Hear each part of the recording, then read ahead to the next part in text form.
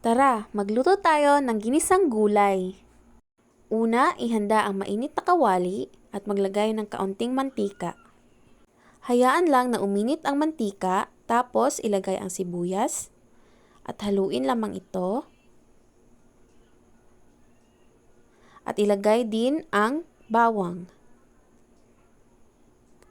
Maglalagay din tayo ng hiniwang karning baboy.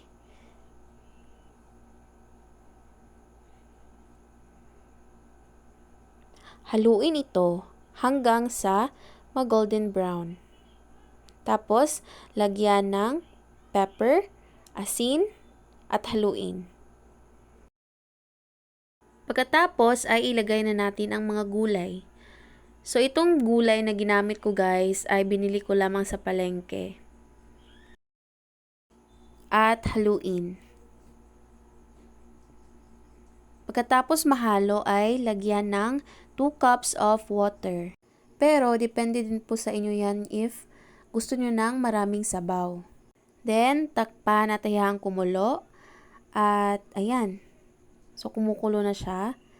Pagkatapos, lagyan ng Mamasitas oyster sauce para mas lalong sumarap ang ating ginisang gulay. Tapos, haluin.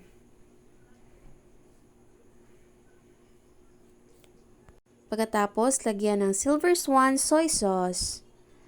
Ayan. Estimate lang guys. Then, haluin.